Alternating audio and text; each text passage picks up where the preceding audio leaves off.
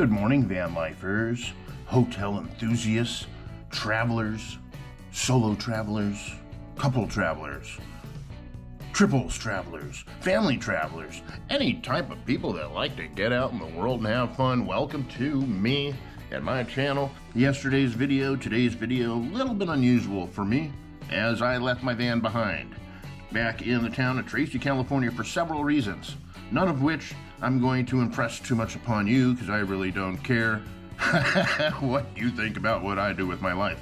Day 2 of hotel holiday here in the lovely Hotel Zoe. I got the Zoe suite. That's right, because if you're gonna upgrade out of a van to a hotel, you gotta upgrade. You can't just go from a van to a Motel 6. You gotta go from a van to Hotel Zoe, Zoe suite. Anyways, pretty nice spot.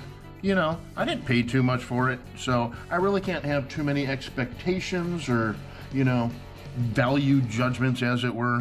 One thing that always gets me, though, I just have to say, you know, I've spent the last 16 years or so in the entertainment industry. I've worked for large bands, small bands, middle bands, medium bands, bands you never heard of, bands you heard of and like. And guess what? I've stayed in my fair share of hotels, from the bottom basement bargain barrel brand to the top-notch 5 stars, you know, with showers that are like a computer that you need somebody to help you program in the information to run 13 different shower heads. All around the world I have traveled and stayed in hotels, and I do have quite an opinion when it comes to staying at places. And like I said, if I'm moving out of the van, I'm going up. I'm not going down to Motel 6, even though some Motel 6s are quite nice. And having said all that, I'm not in the business of doing hotel reviews either, because that's not my brand, baby. And you know what?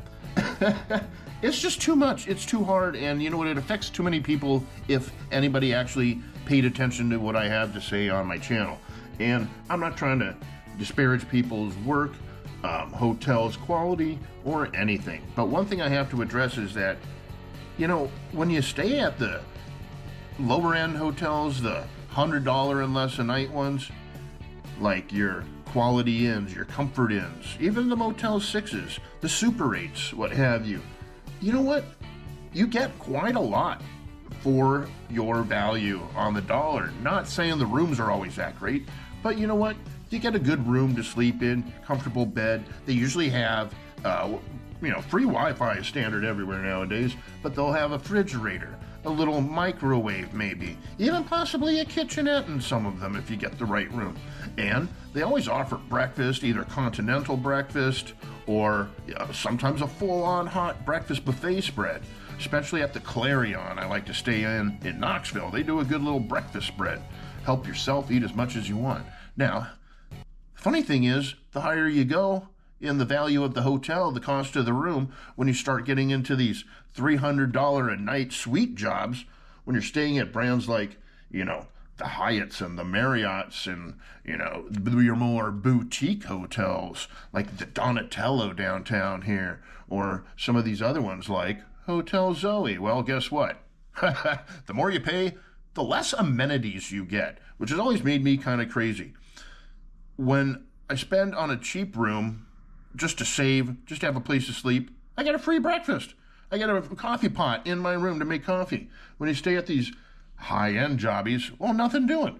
They want to charge you a nickel and dime you for everything, which is crazy to me, because you spend $300 a night for a room. The last thing you should be charged when you get to the hotel without prior warning is a $30 convenience charge.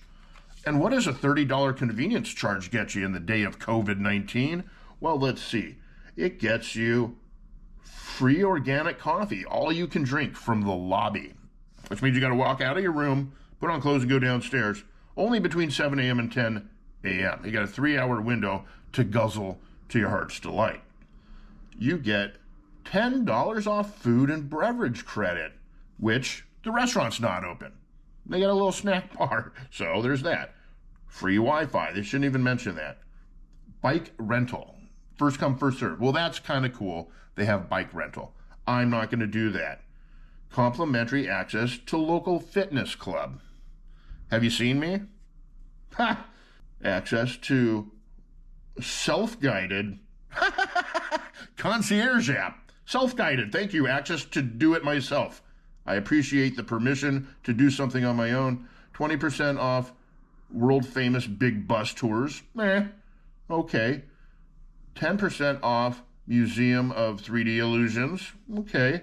That's not even open, most likely, because half of everything down there is closed right now. And 15% off of any purchase of the ZK Gallery. A super overly kitschy, overly trendy, trying to be super cool by putting a lot of colors on an apple kind of artwork. Well, that's fair and good. So, my little bit of rant and rave this morning. It is a little bit gloomy out there in the morning. San Francisco. Nothing unusual. Probably get out there, see some cool sights.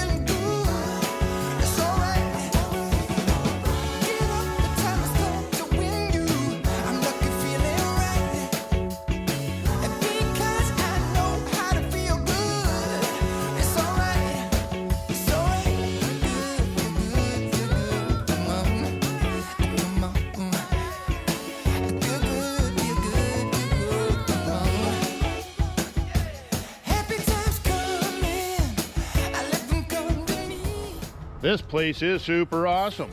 I've always wanted to come here. The Palace of Fine Arts here in San Francisco, right near the bay, just on the edge of the Presidio.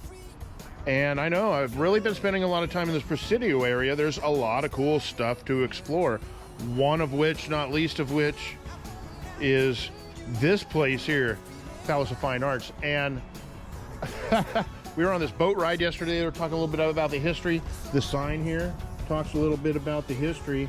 And long story short, after the earthquake, subsequent fire, 1906, the city really needed to reestablish itself on the global map as a place to be for an economic recovery, get people to move here. What did it do to offer that? Well, to celebrate the building of the Panama Canal, they built up this big old expo here, which was called the Panama Pacific International Expo. And it was really to showcase what an awesome town San Francisco is, was, and could be in the future as a major port for global commerce. And here we are today. Still stands. They were going to tear this down after they built it. As you can see here, they had quite an extensive grounds which existed back then. Mostly this is all that's left of that, and that's unfortunate, because what a cool spot that would have been. Who wouldn't want to live in a domed building on the edge of the bay? All right, we're going to check this place out, walk around.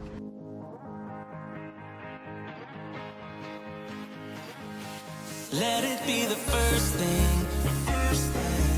Let it be the first thing. Let it be the first thing. When you come home to me. When you come home to me. Kiss me like you did when we were first in love. When nothing ever mattered but the two of us. Tell me I'm the only one you think of.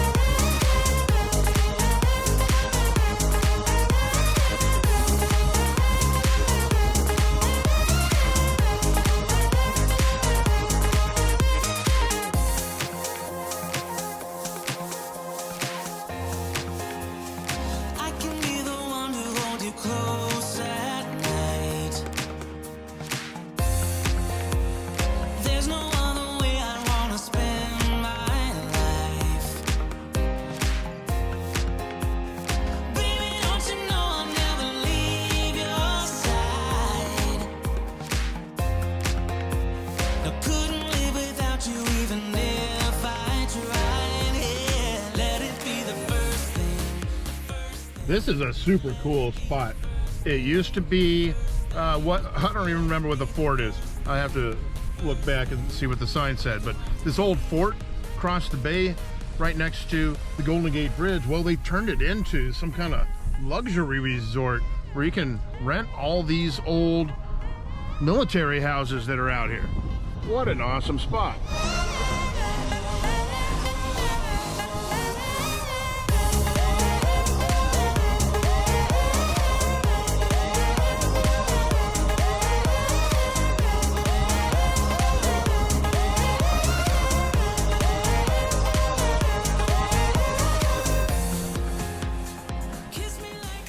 What a cool spot. Fort Baker is what it's called.